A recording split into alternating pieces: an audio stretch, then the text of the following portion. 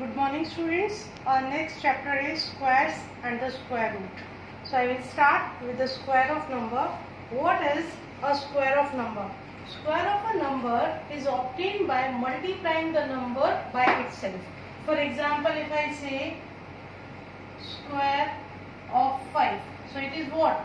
Multiplying the number by itself. So it is what? 25. That means 5 square is what? 5 into 5. Similarly, if I say 0.3, the square of 0.3 is what? 0.3 into 0.3. So it will become how much? 0.09. Either it is a fraction. For example, it is 2 by 7. You need to calculate the square of 2 by 7. So it will be what? 2 by 7 into 2 by 7. So it will become 4 upon 49. So whenever you are calculating the square of number means to say multiplying the number by itself, right? So next comes the properties of the square number. If I calculate the squares of the number, what the properties are there? So first property is that the square of an even number is always a even number. If you are taking a square of even number, for example, any even number you can take 2 square, or either you are calculating 4 square, 8 square, 6 square, right? So whenever you are calculating the square of even number, the answer will always be odd even numbers. How? So 2 square is how much? 4. 4 is an even number. 4 square is 16. Again even number. 8 square is 64. And 6 square is what? 36. See, the square of even number is always a even number, right? So whenever you are calculating the square of even number, the result is for sure an even number, right? Next property is that the square of odd natural number is always odd number. If you are taking any odd natural number, 3 is the odd number, 5 is also the odd number, you can take 9, you can take 11. All are odd numbers. Now if I calculate the square of 3, it is what? 9. 5 square is what? 25. 9 square is what? 81. And 11 square is what? 121. See, when I have calculated the square of odd number, what I am getting? 9. Is it a even or odd? It's odd. 25 is also odd. 81 is also odd. 121 is odd. That means the square of even number is even and the square of odd natural number is always a odd number. Next comes the square of a number. Either the number is positive or negative. It is always positive, right? So why it's happened? Because we are multiplying the number by itself. So if you are taking the square of negative number, so it will become positive. For example, I say 2 square. 2 square is what? 4.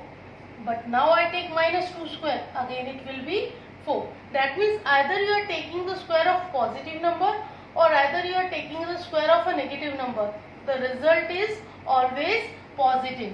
So if I say any example, if I am taking 343 square, so answer will be negative or positive?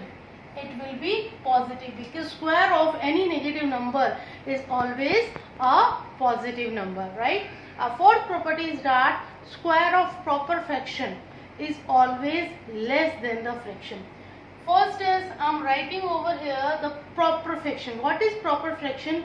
The proper fraction is the fraction in which the numerator is less than that of denominator, right? The fraction in which denominator is higher than that of numerator. For example, if I am saying 2 upon 5, is it a proper fraction? Yes, because 2 is less than 5, right? In proper fraction, numerator is always less than that of denominator.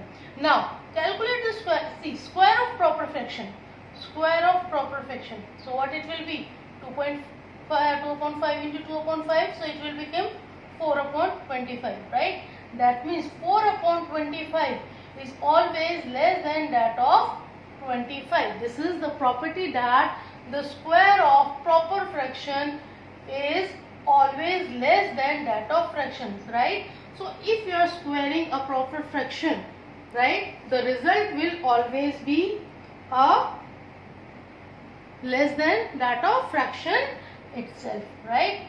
Our next property, fifth property is that the square of a decimal number between 0 and 1 is less than the number itself. That means if you are taking any number in between 0 and 1, You can take 0.2, 0.3, 0.4, 0.5, 0.6, all are lying in between 0 and 1, right? Now, if you are squaring those number, the number which is less than 1 greater than 0, right? If you are squaring those number, then the result will be always less than the number itself.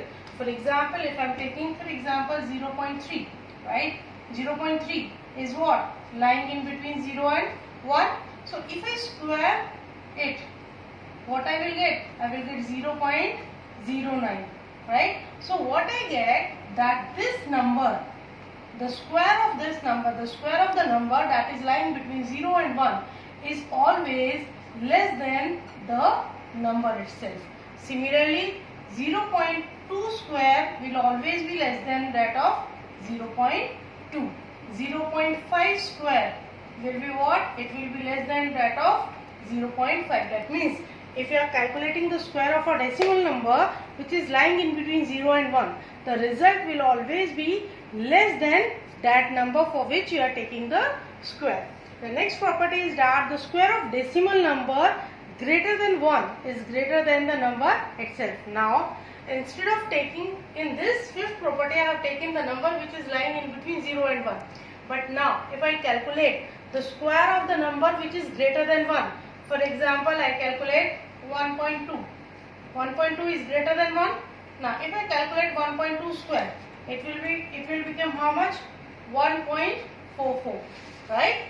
Now, 1.44 is greater than 1.2, right? See, the square of the decimal number, which is greater than 1 is greater than the number itself. Similarly, if I take 1.5, it will be greater than 1.5. If I take 1.6, it will be greater than 1.6. That means if you are squaring a number which is greater than 1, the result will be greater than the number itself, right? Any example you can have in that. Next property is that any square number ends with any one of the digits, either 0, 1, 4, 5, 6 or 9. That means any square number is always ends with these digits. For example, if I check 12 square is how much? 144 ending with 4. If I calculate 5 square, it is what? 25 ending with 5. Even if I calculate 9 square, it is what? 81 ending with 1, right? So 4 square 36 ending with 6. 10 square is 100 ending with 0, right? So what I am seeing, either the square of any number, whatever be the number you are taking. For example, if I am taking 13 square, I am getting 169. It is ending with the 9. That means square of a number always ends either with 0, with 1, 4, 5, 6 or 9. That means a perfect square number is always having any one of the digits. What does it mean? If a number is ending with 2, 3, 7, right? If a number is ending with 2, 3, 7 and 8, it will not be a perfect square. It is for sure that if a number is ending with 2, 3, 7 and 8, it will not be a perfect square. For example, if I am writing any number 3, 2, 5, 8, right? So, can it be a perfect square? No. Why? It is ending with the 8, right? So, either a number is perfect square or not. How will you check? If the number is perfect, if the number is not a perfect square, in that condition, if the number is ending with 2, 3, 7, 8, then it is for sure that the number is not a perfect square. But if the number is ending with 0, 1, 4, 5, 6 or 9, then it may be perfect square. I am not saying all the numbers which are ending with 0, 1, 4, 5, 6 or 9, that are perfect square. No. But a perfect square is always ends with these digits, right? So, but for sure, if a number is ending with 2, 3, 7 or 8, then it is never a perfect square, right? So, you can take any example. If I say 2, 3, 7, then for sure it is not a perfect square. Why? Because it is ending with 7, right? If I write 3, 4, 3, it is not a perfect square because it is ending with 3. That means if a number ends with any one of the digits, then it is for sure it's not a perfect square. But if a number is ending with any one of the digit, that may be perfect square, right? And for that you need to check either it is or not, right?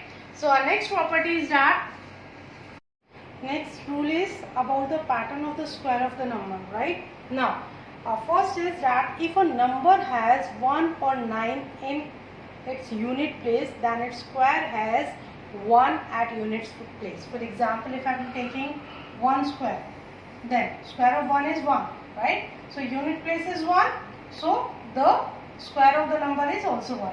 If I am taking 11 square, it will become 121, right? So again, see, the unit place number is 1, so square is also having 1 in digit.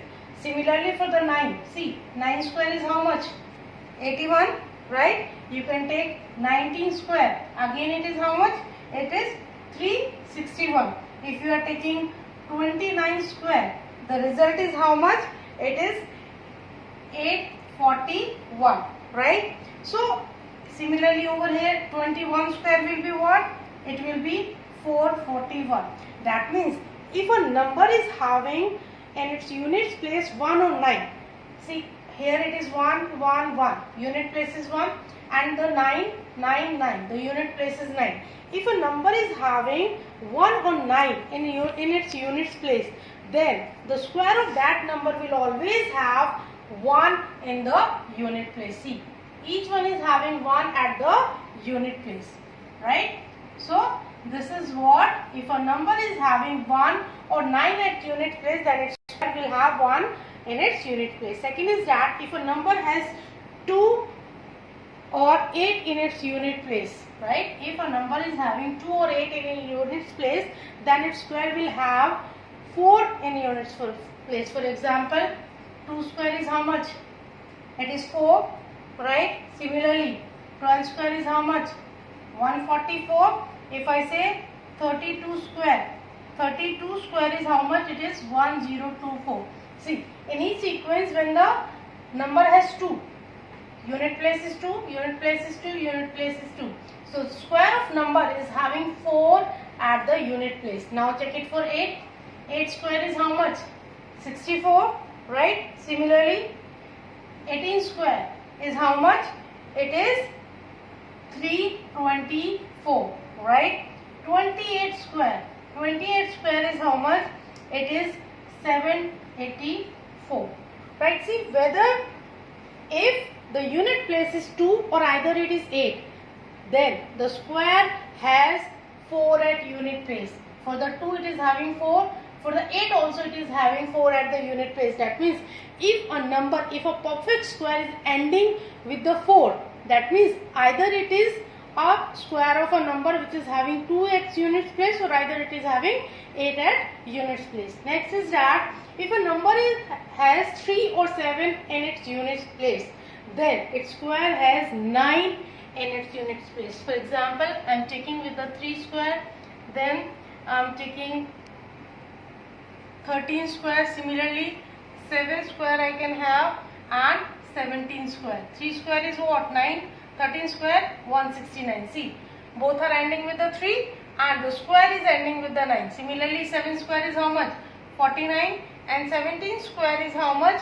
It is 289. Both are ending with 7, 7, and both the squares is having the unit places 9. That means if a number is ending with 3 or 7, then its unit place is always have 9 in units place, right? So what you need to check for a perfect square, just check what is there in the units place, right? With that you will get to know what will be the digit in its square root, or either if a number is given, you can calculate what will be the digit, the unit place of the number of the square. Next is if a number has 4 or 6 in units place, then it will have 6. See, 4 square is how much? 16, right? Similarly, your 14 square, 196. See, both are ending with 6. Now, if I check with the 6, 6 square is how much? 36, right? And 16 square is how much? 256, right? That means if a number is ending with 4 or 6, right? If a number is having 4 or 6 as a unit place, then the square will have square 6 at the unit place. Next is if a number has 5 in units place. Now, for example, 5 square is how much? 25. 15 square is how much? 225, right? 25 square is how much? It is 625. See, each one is ending with the 5 and the square of the number is also having 5 as unit place, right?